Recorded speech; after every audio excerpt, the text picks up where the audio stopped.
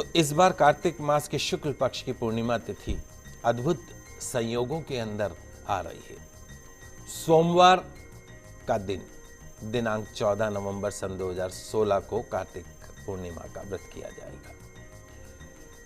भगवान शिव का प्रिय वार है। सभी संकटों और सभी मनोकामनाओं को पूर्ण करने वाली है ये तिथि। दोस्तों, कार्तिक पूर्णिमा को त्रिपुरी पूर्णिमा के नाम से भी जाना जाता है। इस बार भगवान शिव के प्रिय वार सोमवार का होना और उसके साथ में भरणी नक्षत्र का शुभ संयोग पूर्णिमा के महत्व को 1000 गुना बढ़ा रहा है। कार्तिक मास की पूर्णिमा तिथि सोमवार का दिन भगवान शिव शंकर के दर्शन करने से 7 जन्मों तक व्यक्ति ज्ञानी बना रहता है, धनवान बना रहता है। मां लक्ष्मी का विशेष आशीर्वाद उसे प्राप्त होता है। कार्तिक पूर्णिमा के दिन जब चंद्र आकाश में उदय हो रहा हो, उस समय 6 कृतिकाओं, 6 कौन कौन सी? शिवा, संभूति, संतति, प्रीति, अनुसूया और क्षमा, इनका पूजन करने से भगवान शिव प्रसन्न होकर अपना शुभ आशीर्वाद प्रदान करते हैं। हिंदू धर्म के अंदर पूर्णिमा का व्रत महत्वपूर्ण स्थान रखता है।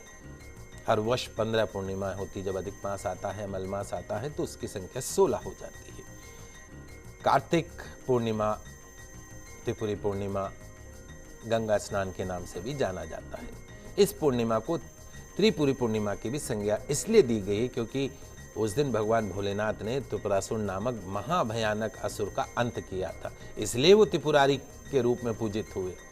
गंगा नदी में स्नान करने से पूरे वर्ष स्नान करने का पुण्य प्राप्त होता है। व्रत रखकर रात के समय सूर्यास्त के बाद में वृष दान यानी बछड़े का दान करने से, कार्तिक मास की पूर्णिमा के दिन गौशाला चले जाइए और सूर्यास्त के बाद में बछड़े का दान कीजिए तो शिव पद की प्राप्ति होती है। भगवान शिव के श्री चरणों में स्थान मिलता है। कार्तिक पूर्णिमा के दिन गंगा स्नान, दीपदान, हवन, यज्ञ आदि करने से सभी प्रकार के सांसारिक जो पाप हैं और जो ताप हैं उनका शमन होता है।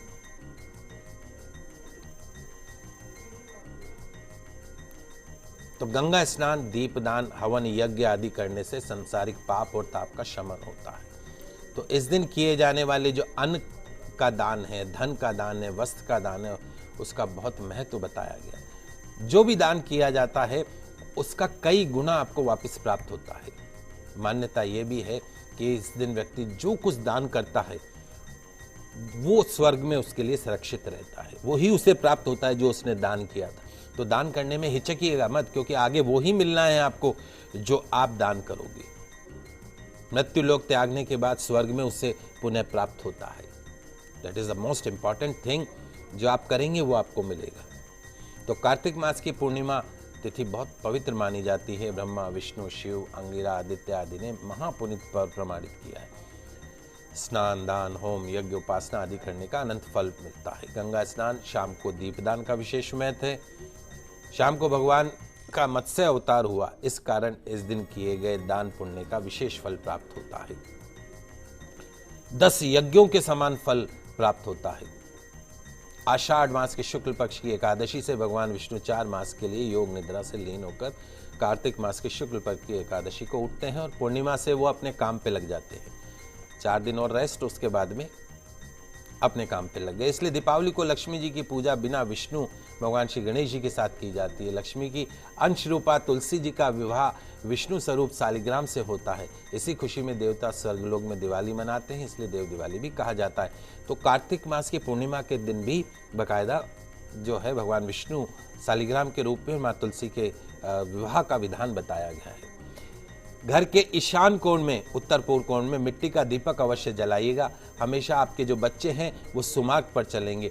धन की कभी कमी नहीं रहेगी, सुख समृद्धि में बढ़ोतरी होगी। तो कुल मिला के इस प्रकार आने वाले जो 2 दिन हैं, रविवार और सोमवार, वैकुंठ चतुर्दशी और साथ साथ में पूर्णिमा का त्यौहार, इन 2 दिनों का व्रत, भगवान विष्णु की आराधना, भगवान शिव की आराधना आपके सभी संकटों को दूर कर सकती है। आपके जीवन में छाए संकट के जो बादल हैं उनको दूर कर सकती है, आपके दुर्भाग्य को दूर कर सकती है, आपकी दरिद्रता को दूर कर सकती है और आपके जीवन में सुख शांति समृद्धि का प्रवेश करा सकती है। तो आप सभी को वैकुंठ चतुर्दशी की बहुत बहुत शुभकामनाएं। साथ में आने वाली कार्तिक